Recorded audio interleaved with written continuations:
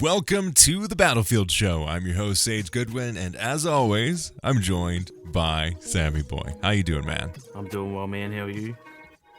Doing fantastic. Ready to chat about some Battlefield. And this episode, we're going to be talking about our prolonged experiences with the game, how we've been finding it, our thoughts on the specialists, and just the flow of the experience so far, as well as kind of giving an update on all of the updates that we'll be getting on the game. So let's jump right in and start chatting some Battlefield.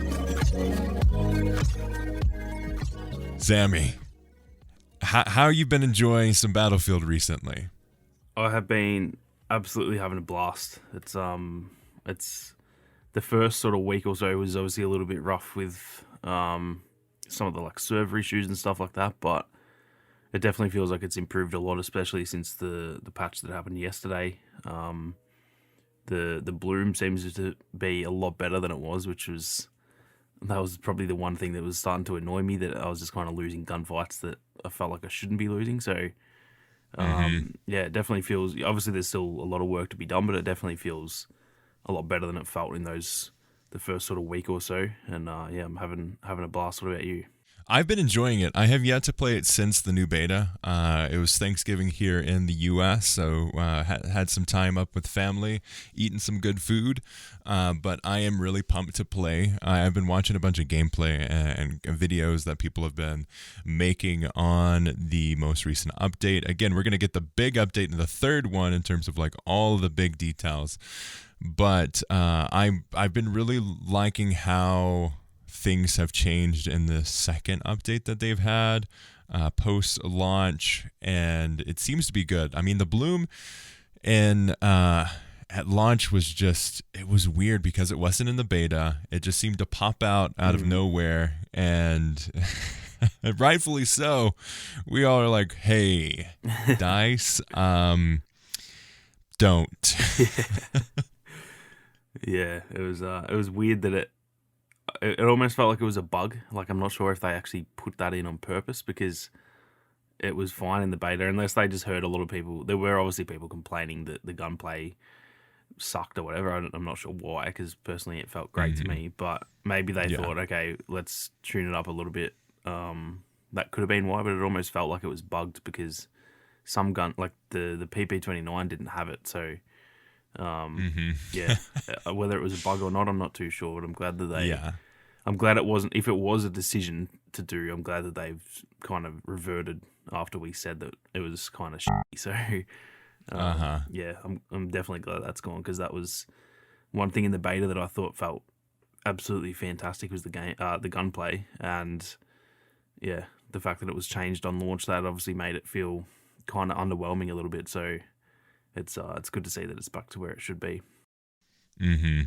Yeah, I think that's kind of the core experience for this game. Well, is this an intentional decision, or is this a bug? Yeah. Who knows? Because sometimes it was an intentional decision, and sometimes it's just a bug. Yeah, it's almost a little game within a game, trying to figure out if they meant to do this or not. Yeah, but I've been having a really good time. I've been hopping in between PC and Xbox. I don't know what it was, but in the early access, my PC was doing pretty good. I mean, as good as it can in terms of Battlefield 2042 experience. I was hovering around 60 FPS. Again, there were definitely some drops. And then I hopped on stream the day after we did our live show, and oh my gosh, I had to set it down to medium and low settings so I could actually get playable frame rates. Damn.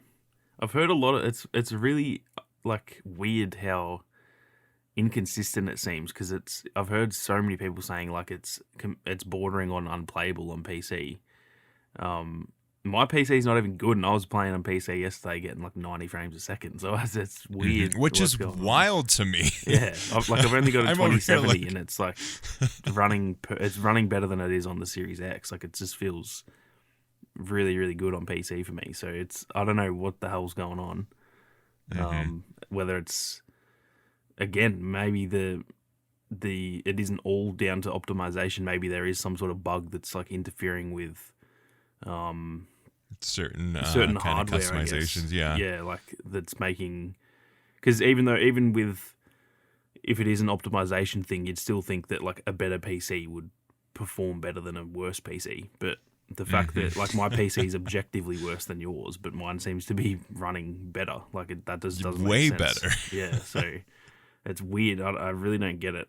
But yeah, hopefully they can fix that soon, because obviously for all the PC guys, that's a big L that the game just isn't running how it should be, really. Yeah, I'm playing on my $6,000 PC, and I'm having such a rough time. Let me go play my $500 console so I can have a good experience. It's like, that shouldn't be the case. Yeah, it's definitely definitely a little bit odd. But like overall, I've been having a really fun time. I was streaming. I did like a random stream on Wednesday. I was just like, okay, I want to hop in, get some extra time playing some Battlefield. Hop on and see how other people's experiences are. And I said it there. It's like this. It's this weird state to be in where I'm having so much fun in the game, but I cannot recommend it to people because of also how terrible of an experience I'm getting in the game. So it's like they've got the core there.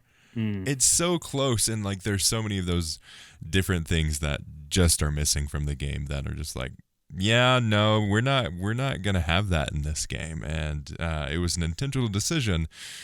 It's like, come on, guys, you had 3 years and 5 development teams. You could have had the map be in a functional state. You could have had a scoreboard in the game. You could have had you could have had voice over IP. You could have had a friend system that works. Like all of these other games with only one studio, where it's just much smaller working in terms of people working at the company, and still launching in COVID that were working from home that are not having these issues. So it just seems like there was something internally in DICE that we don't know what was going on, but something happened. Yeah, it's been a really just a weird launch. Like there's a lot of stuff that it's almost like, you know, some elements of the game is shit that we've never, like the tornado and stuff like that. It's like stuff, you just look at it and you go, holy, how did they do that? But then there's like no scoreboard, and you're like, what the fuck? That's the most basic thing. Like, how is there a tornado, but there's no voice chat? Like, what the hell? What are you doing?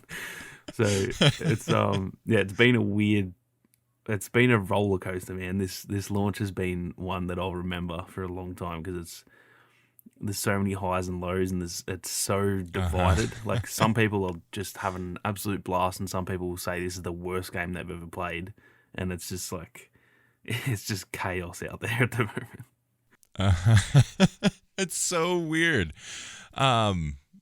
In terms of kind of like, we've kind of discussed some of our feelings many times on streams, on videos, on this podcast. So we won't necessarily go into those and kind of retread some of the stuff that we've talked about previously. So let's kind of jump into what is in the game and kind of what our experiences have been with those. How have you been enjoying the progression system, the unlock system, especially with the specialist and the weapons? It's been nice to have something to grind for again. It's been a long time since I've had a game that there's actually stuff to unlock, because pretty much all of last year, all I played was Warzone, and you kind of just unlock everything in the first like 2 weeks, and then it's like you're kind of done, and you just play the game after that. So it feels nice to actually have something to grind for, and it feels rewarding to level up and go, oh, I finally unlocked that new gun and stuff like that. So how long that'll last, I'm not too sure, because I'm already nearly halfway through getting all the guns. So obviously once they're unlocked, then there probably won't be too much else to do in terms of progression. But it feels nice to actually have something to do for once. Yeah, I think that was the biggest question that we had before launch, was like, what is going to be the progression system of this game? What is it going to look like in terms of unlocking the specialist, unlocking the weapons, the attachments? And I think overall it's been pretty good. I'm still So I'm in this weird place. I am severely underleveled for the amount of time that I've been spending in Portal or in Battlefield, because I've been spending a lot of it in Portal in that first week of playing it. And that was also when they turned off XP earn for Portal. So I think I'm level 17 when I should be probably like level 25 to 30. So that's kind of the weird, that I have not been able to experience it as I should have been able to, but it's super satisfying to hop into the game and to play and to unlock the characters, and it adds a good level. It also is great too because you can't like go through and just buy it outright. You have to earn it, so it's this even playing field for everybody. Yeah, that's a good point. I think especially with the specialists having McKay and Jisoo like locked initially, I think that's good that they didn't do any sort of like pay to win stuff like they did with Battlefront, where it was Could you imagine? Oh mate, that would have been the end. I think.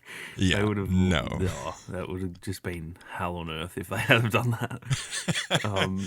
So yeah, I'm glad Battlefront 2 Part 2. Yeah, I'm glad that they didn't go down that route, and it kind of it just feels rewarding to unlock stuff and finally be, you get killed by a weapon and you're like, oh, I don't have that unlocked yet. I really want to get that, and then you've just got to put in the time and play away. And yeah, it's not like it's any groundbreaking feature, like this is just regular progression, but it just feels nice having a new game to grind, because it's been so long for me that I haven't really had that. And even in like Battlefield 5, for example, I feel like the progression in that game was like almost too fast. Like you kind of just unlocked everything really quickly. So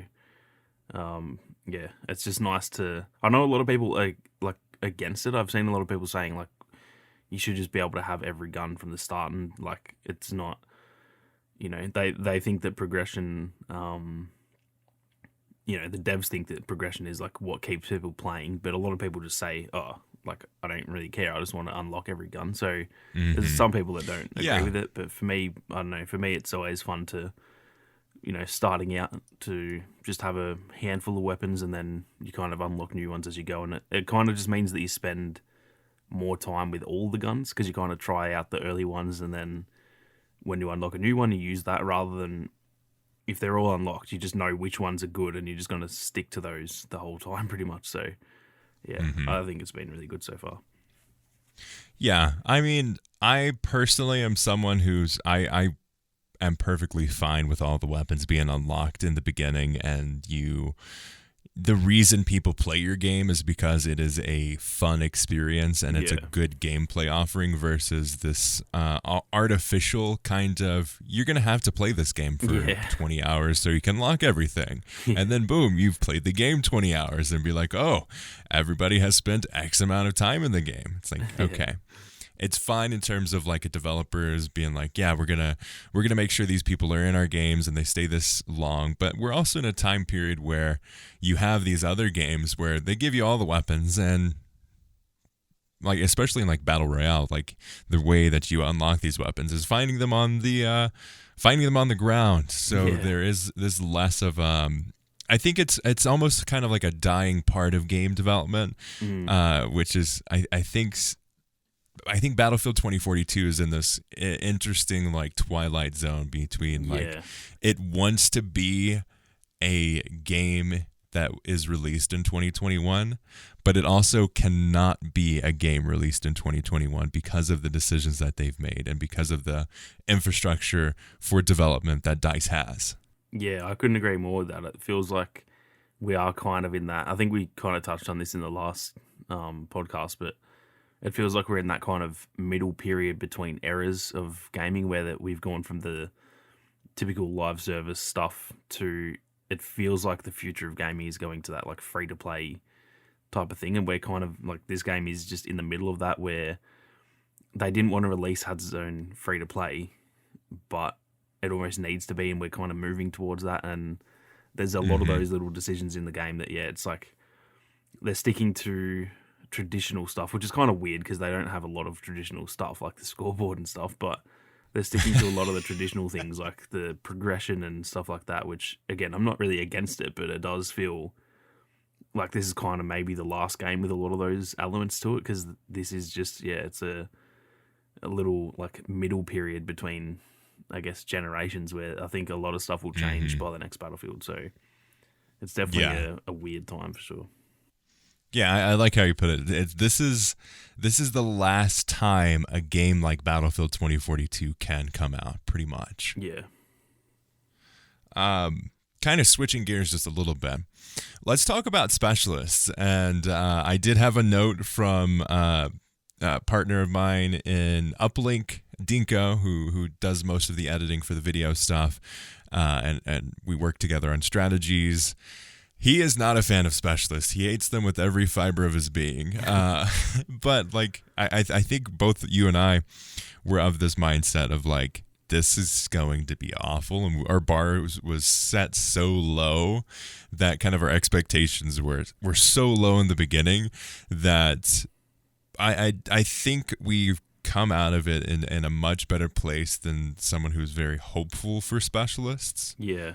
In a way.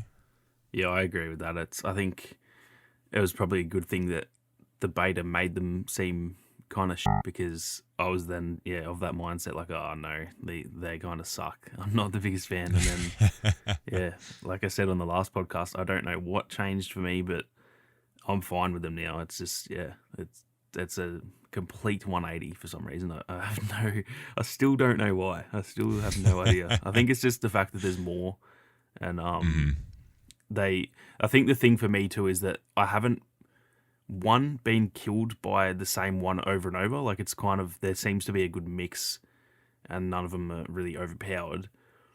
And then two, I think that the way they intended them to be, where you can just make your own class, but there is still some level of the class system still there a little bit. That does feel okay to me, to be able to go, I want to play as a sniper, but I want to use, like, I've been using McKay as a sniper, even though I cannot stand McKay. We've had this conversation midweek. Yes. But I've been using McKay for like heaps of mobility, but using a sniper, and then like running an ammo crate, for example. And it's just like something that you couldn't do in previous games, and it is allowing me, I think that's what they intended, to just give me control to be like, I want to do this and I can do it. And so far I haven't really come into any situations where like there's just like a meta build that everyone's running, and it's like, oh, you have to play as, Jisoo and use this and that, and you're going to be the best. Like, there doesn't seem to be that. And I think in the beta with McKay, it was just like everyone was using McKay, and he was clearly the best. Like, Falk, the Surret pistol was not nearly as good in the beta, so Falk was just kind of not as good. Whereas now, I don't see 100 McKays running around. So I think that's the thing that's made me okay with it. And they all seem unique enough from each other that you can sort of see a difference. It's not a drastic difference. It's not like you're playing Assault compared to Medic. Like, there's not that big of a difference, but you can still, depending on who you play, you can still tell like there is a slight difference, and there's a certain way that you want to play that character. So I'm fine with it. I still think that if I had the choice, I think I would still choose a class system, or at least have them locked, like the gadgets locked. But that said, I'm not gonna have a cry about it. Like, I'm still completely fine with it now. So it's it's weird how that's happened, but somehow I'm fine with it. Yeah, for me, given the choice between specialists and classes, I would go. I personally think that Battlefield as a game series is a class-based game versus what this game is. Just in terms of, like, if you're going to condense Battlefield into what it in essence is, which is these large-scale battles and these warfare moments where you have more of a sandbox to play in than other shooters, you have this kind of customization. But a part of that, for me at least, is the implementations of classes. But Well, having said that, I do also appreciate it, and I'm again torn between my feelings and then the reality of this game. It almost feels like this would have been a better kind of spin-off series, almost a little bit more of like a hardline or kind of that direction of a Battlefield game than a core experience of a Battlefield game, because I do in theory love the idea of building out my own class. That's one of the things I loved about Battlefront 2015 was the ability to kind of create your own little class, that you were able to have this connection to creating your own character. And that's something that I greatly enjoy. I love the implementation of the plus system. I love how that feels from going in between scopes versus kind of, oh, when I die, I'll switch out that scope to one that I have equipped as a loadout. I really like that part of things. I like the customization of, as you play through the game, you're going to have these different experiences and you'll be able to adapt and overcome certain things that the game gives you. Yeah, that's one thing for me that I kind of agree with. It's just like it gives you, yeah, that control of not having to. It's kind of not as like janky where, yeah, if you die in a close quarters area and you've got a 3x scope on, then you go, oh, I better change that to a red dot sight for the next life. But then the next life you're you trying decide to get you really back to want where to you were. snipe. Yeah, you're trying to get back to where you were, and there's a long range gunfight, and you've only got a red dot, and it's like, oh Jesus, I just switched that out. Now I need to go back to the other one, and it's just now it gives you that control to do that on the go. And yeah, I think overall that customization that they were going for in the beta, it didn't really like. I think that was the issue, especially because also the plus system in the beta was obviously like it was there, but it was like predetermined. You couldn't really change what you had on your gun. So yeah, I think they did say to us like, we hear your concerns about the specialist, but we think that once the game comes out, like you'll feel differently. And I thought that was bullshit when they said it. I was like, well, no, like I think I know how I feel, but they actually seem to be right, at least for me. I know not everyone feels the same, but for me, it's kind of, they actually were right on that the beta wasn't a full representation of it. So Yeah. it's turned out okay. And I think there's still stuff that they could do better with the specialist system. I think I think one thing that sucks is that it's all the same characters. I do think it would be cool if you could just have like, instead of McKay, you could just have a grapple hook specialist that you can make them whoever you want. Like that would have been pretty cool to do. Just have a bit murder more McKay, customization. please. Yeah. The rest can stay. Just McKay, we need to be able to change him. But yeah, I think there's definitely ways they could have executed it better.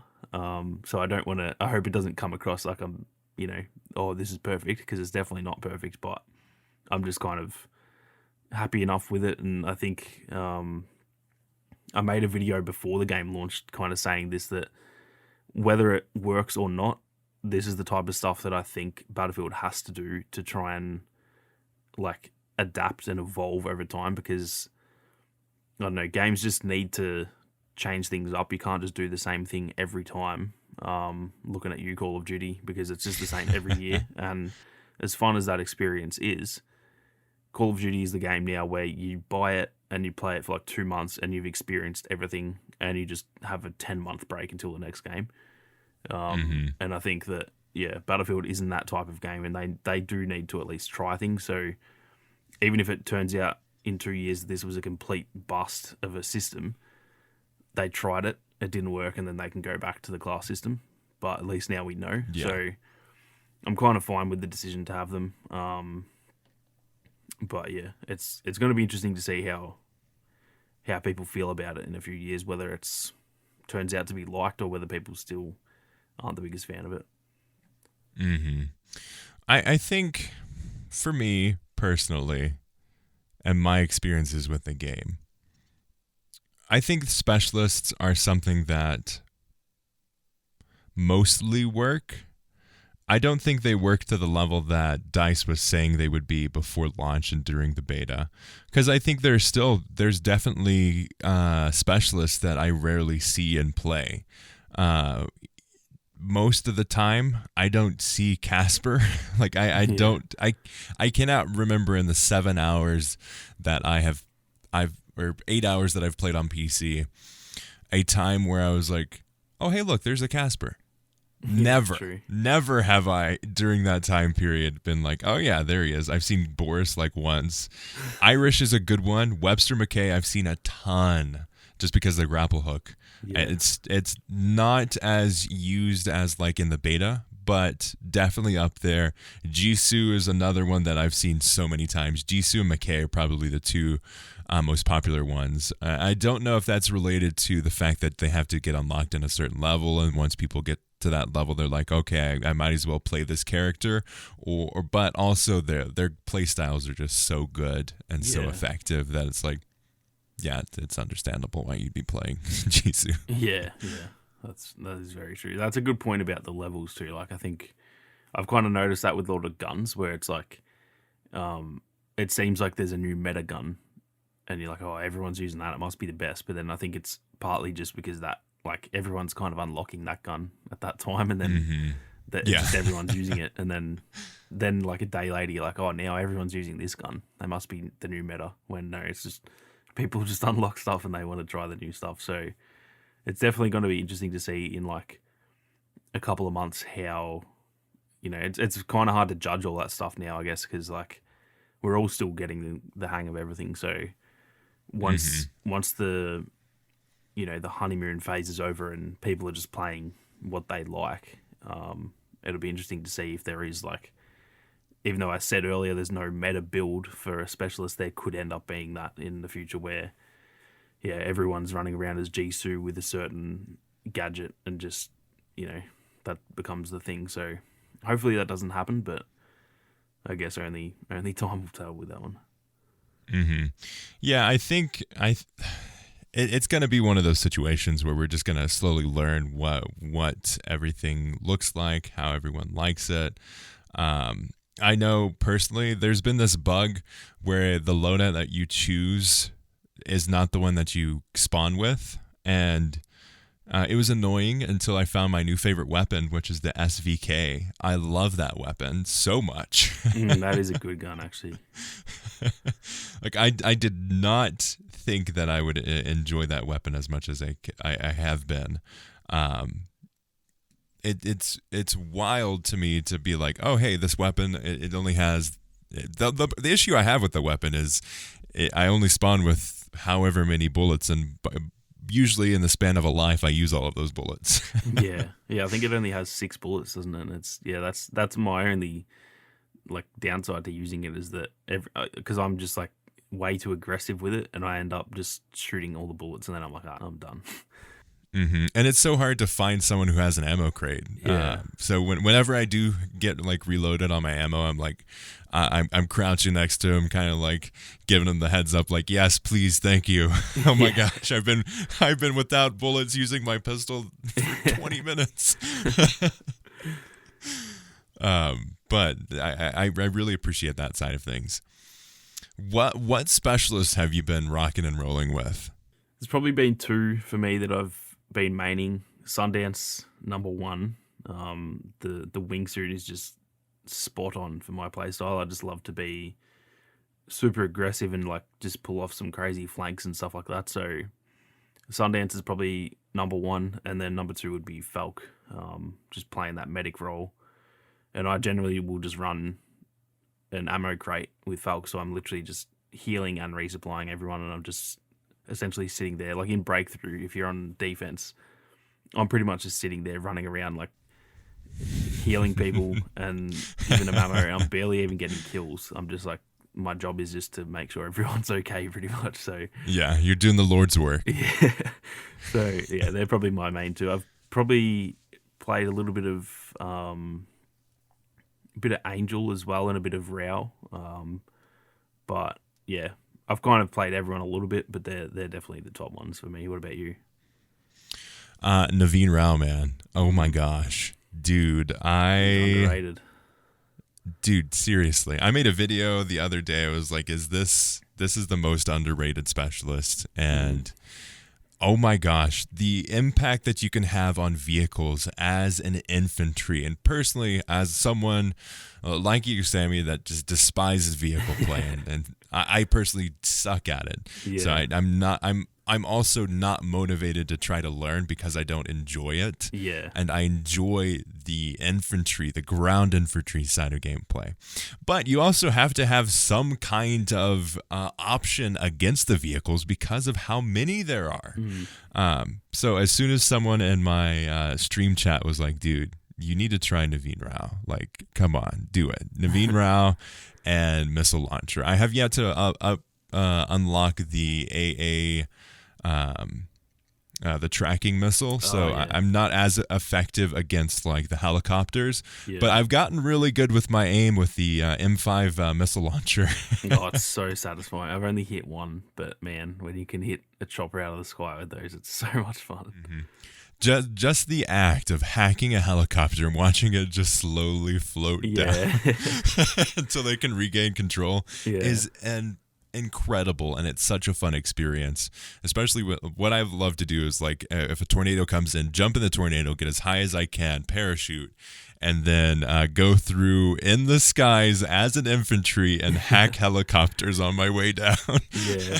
He's definitely got a lot of potential in that way. That like, yeah, you can. It's kind of the same as what I was saying with Falk. Like, you don't even really need to focus on kills. You can just be an absolute pest to the enemy team and just hack all their vehicles. He's a lot of fun. I think he will be forever underrated. I just don't think people are gonna, if like, one of the bigger creators makes a video saying how good he is, I still just don't think he'll ever be like number one. Whereas he It's a has very potential. specific playset. Yeah, exactly. And yeah, he definitely has potential to be one of the best. Especially once you, like, I barely even tried to get the hang of him. I've only just used him a few times to pretty much do that same thing, just to hack a few vehicles and stuff. If I put in a heap of playtime with him, I have no doubt you'd be able to get a lot better. And yeah, just be you could essentially take out all of the choppers on your own. Like, if you can get into the right Yeah. spots of the map and play it like a lot safer, because I've been doing it. I'll just stand out in the middle of a paddock and do it, and like they're obviously going to Look kill up in me. the skies. So if you can get better at like positioning and stuff, I think he's going to be, he's Yeah. going to be very deadly. And hopefully, I really hope that they don't nerf him. I have a feeling that all the vehicle mains out there, they're going to have a big cry about him. Oh my gosh, I get taken up on your view Yeah. all the time. Mate, you're It's in like, a also, you fucking just got off a helicopter. 70 kill streak, Yeah. so shut up. You just killed our whole team 8 times, mate. Please let me kill you once. Uh-huh. It's, Yeah, hopefully they I don't almost nerf him. think he needs a buff, honestly. I think Yeah. the speed at which he hacks needs to be just a little bit better. Yeah. But the just kind of the gameplay style of hacking a tank and then walking straight up to it and blowing it up and launching C5 after C5 is Yeah. just the most fun, because you can hack those tanks where their weapons are inactive, so Yeah. they can't do anything. Yeah, they just sit there like, and they probably, a lot of people, because he hasn't been used that much, to where a lot of people, when they get hacked, they probably don't really know what's going on. They're like, what the hell? Like, why can't I move? Why can't I shoot? What's going on? And then you just casually walk up. I had one the other day where I hacked like the LA TV or whatever, LAV, I think. The car anyway, like the Jeep, and Yeah. the dudes were just sitting in it, and like they didn't get out. They just like were sitting there, and I just kind of watched them, and then I walked up to them and just shot through the window and killed both of them. And they just like let me kill them pretty much, because they didn't know what to do. Oh, wow. So, What's going on here? Why is that guy walking towards us? Yeah. So he's definitely a lot of fun, and he's one that I think Sundance and Falk, I knew that I would like them, whereas I did not think I would end up liking Rao. So I think once I kind of have everything leveled up and I'm kind of a bit more into the swing of things, I think he'll probably be one of my mains as well for switching to mid game when there's just this really annoying vehicle or whatever, and then I'll end up playing him the rest of the game and just taking out all their vehicles. So for me, that's a big one, because I've always, like in Battlefield 5, I was always running around trying to take out tanks and stuff. It's always a lot of fun. So yeah, he's definitely he's definitely up there for me for sure. Mm-hmm.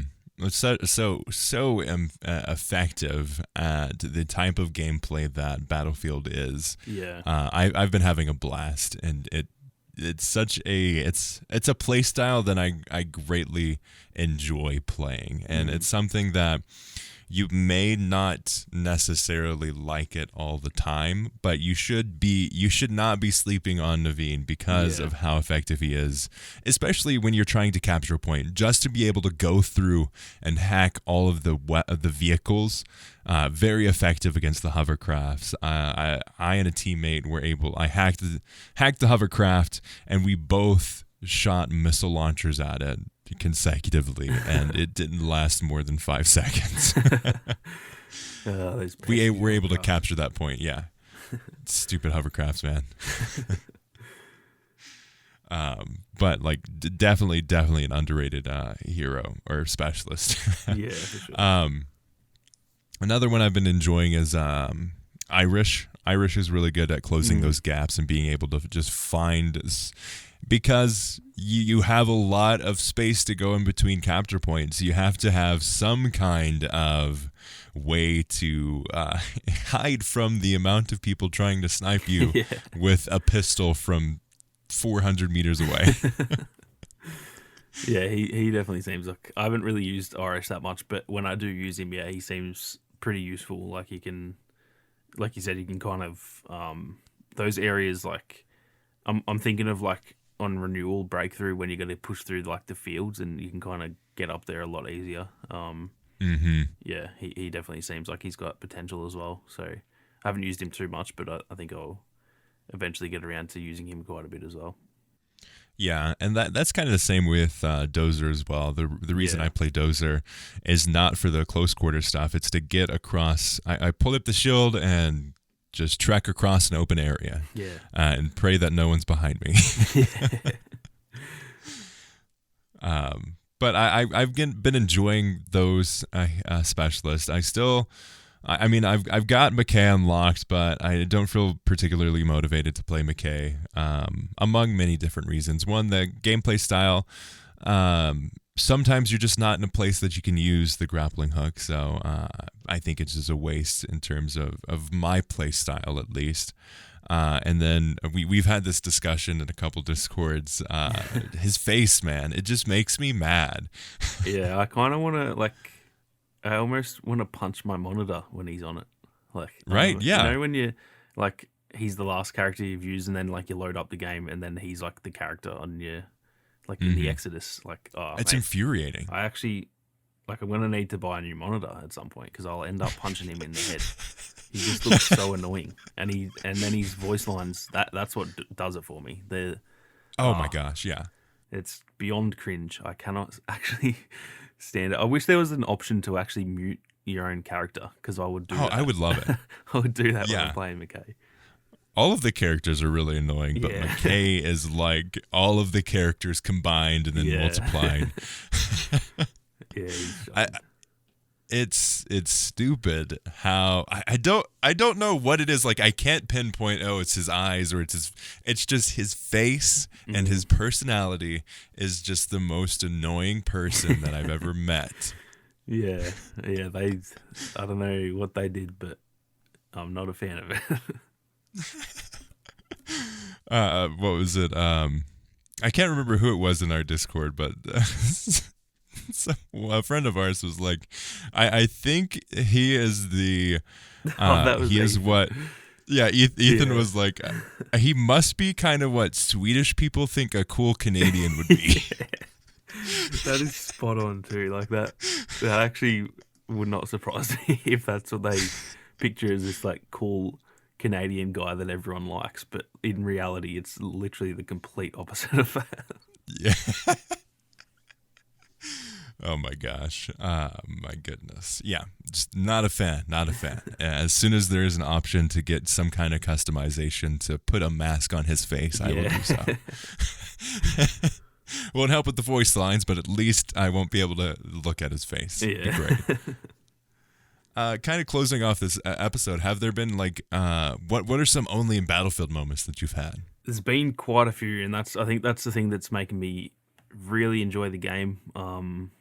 That it does. I had this discussion actually on stream yesterday. That a lot of people obviously are saying that they don't feel like this is a Battlefield game, and to some extent, I get that. I think the specialist system is part of that. Like, it just doesn't feel the same as what we're used to. But in other areas, this is the most Battlefield game that I've played. Like, it really just feels like Battlefield 4 on steroids, like they kind of said that it was going to be.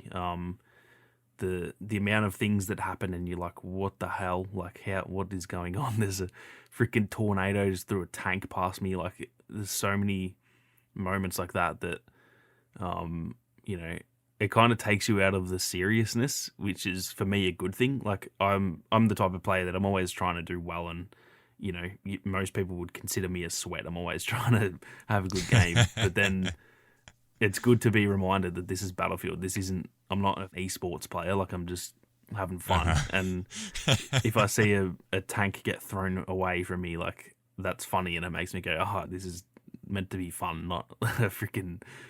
Oh yeah, wait a second. So yeah, there's been plenty of those moments where even just things that aren't that spectacular, but you just see it and you're like, oh, this just doesn't happen in any other game.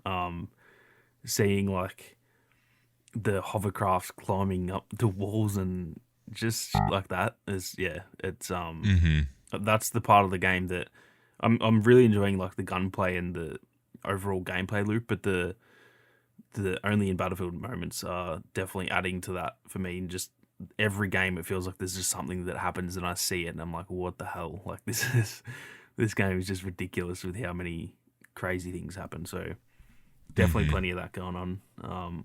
About, you know, which ones I've seen, I can't even pinpoint any. There's been so many things going on that there's not really any that stand out for me. One that I actually posted on Twitter. It wasn't even a crazy thing, but I was just sniping off a roof and a hovercraft just went straight up past me and like just blocked my view. And then I look up in the air and it's just flying away, like just random like that. It's not even that like crazy, and it's not even like as far as I can tell, it's not even meant to be a feature of the game. I'm not sure if they're meant to be able to climb vertical walls, but yeah, it's, to me, that's the part of the game I think that's the most fun, is just seeing so many crazy things happening every single game. Yeah, I agree. There's so many of those. I mean, there was one where I saw a helicopter fight in the middle of the sky, and then I saw one dude jump out of it with a rocket launcher, just wreck the other guy. So, like, it's stuff like that where, like, man, Battlefield is fantastic. Yeah. And then you're stuck by a vehicle and your teammate can't revive you, and you're like, okay. It's like there are two games. There are two games inside of this. But yeah, there's so many of those. And like every time I try to do an epic moment where I like go through with the hovercraft, jump out, and I throw a grenade and I start downing people, and then a sniper comes at me from a skyscraper 1,000 meters away, and I'm like, okay, this is why I don't do epic things. Yeah, I see some of the stuff that people manage to pull off, and I'm just like, how do you even, like, I'm struggling to freaking kill someone at the moment. And you're I can't aim half the times. How are you even doing that? Yeah, it's pretty ridiculous to see what people manage to pull off. There's been some, ridiculous clips that I've seen. Even, like, this isn't even a gameplay moment, but I'm sure you've seen that guy who made, like, the wingsuit trainer in Portal. Have you seen that? Oh my gosh. Like, what the hell? How do people come up with that?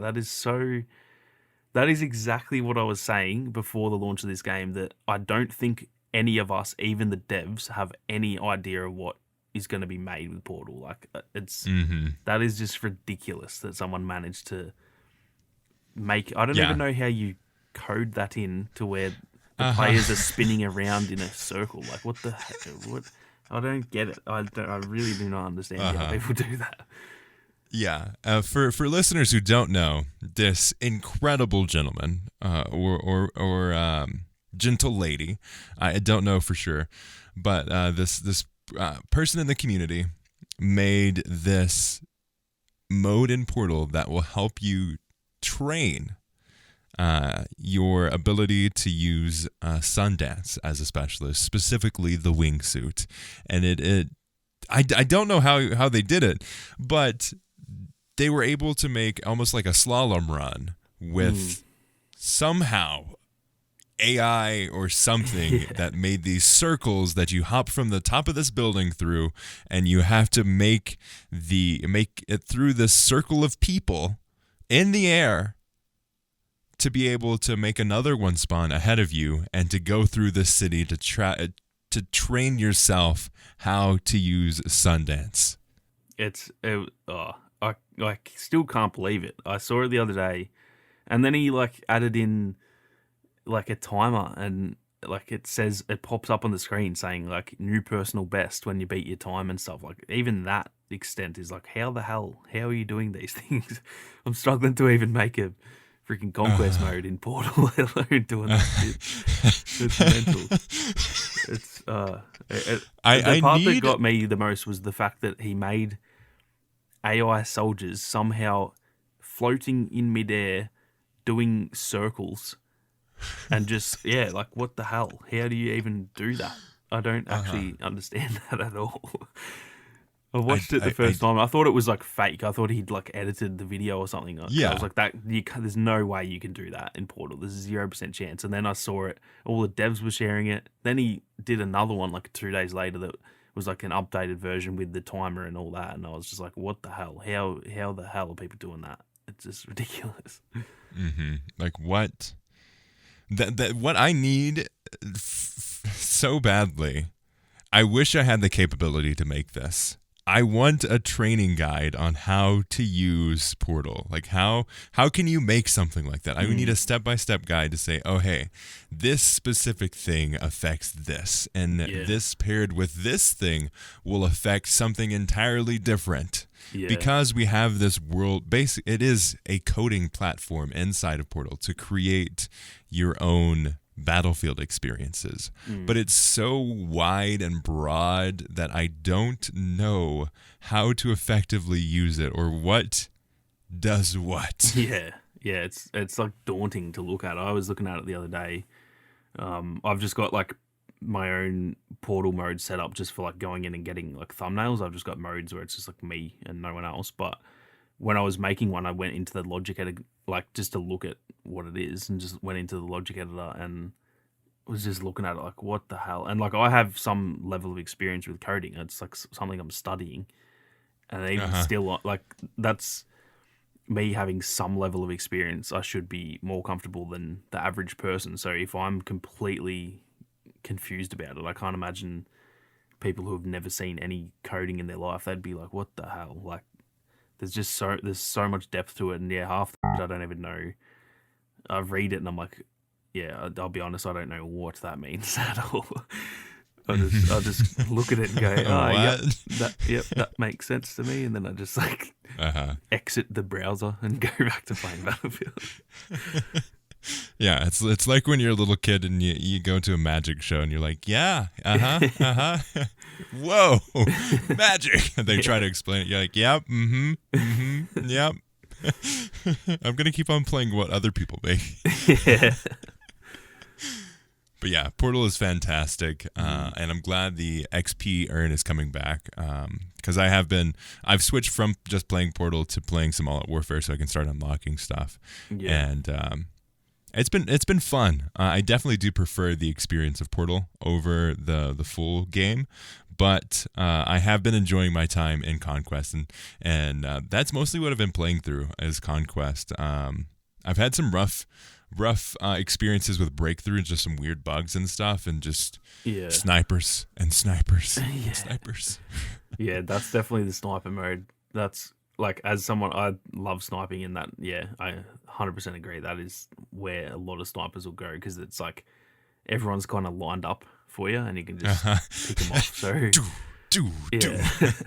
so it's definitely, if it's for people who haven't played as much Breakthrough, it's definitely a mode that's kind of niche and you have to like get the hang of it. Because I loved Breakthrough in Battlefield 5, but even when I started playing this, I was just mostly playing Conquest for that same reason, because like there's so much less chaos, because everyone obviously is in one spot in Breakthrough, or I guess two spots because there's two flags, but it's just like kind of everyone in the one spot, whereas in Conquest at least you get a bit of time to go, okay, I'm going to go to this area and there's not going to be 64 players in that spot. Like I can just kind of take a bit more time and get the hang of it. So I think Conquest is definitely a lot more chilled out, and then Breakthrough is definitely the mode that if you're trying to like level up fast or just trying to get some really high kill games and stuff, then I think that's definitely the mode. But it's obviously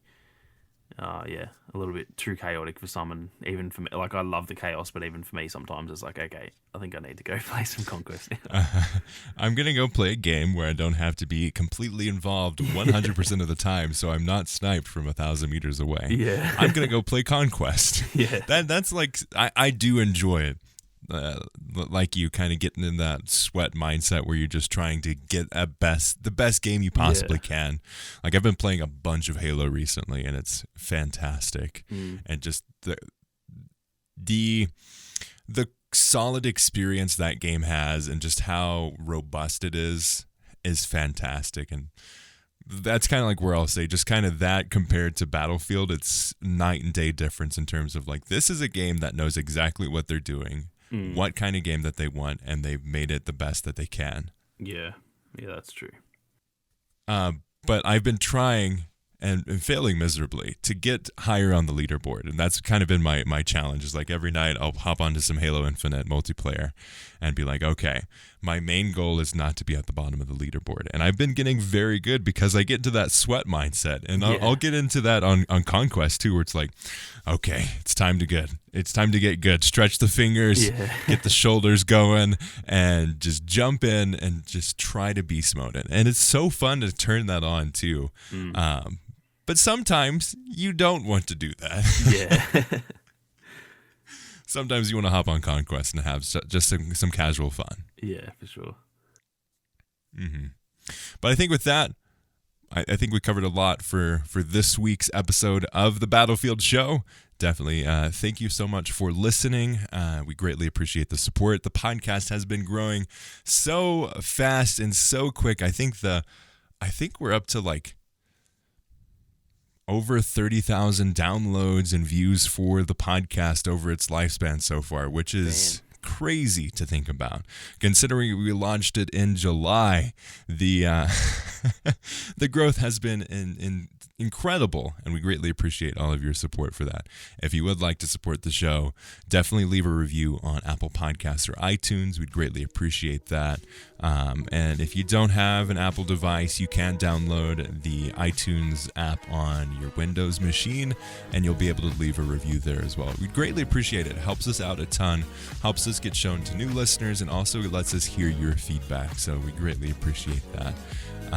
We'd like to thank Ethan Clark for our wonderful thumbnail, and all of you for listening. As always, we'll see you on the battlefield.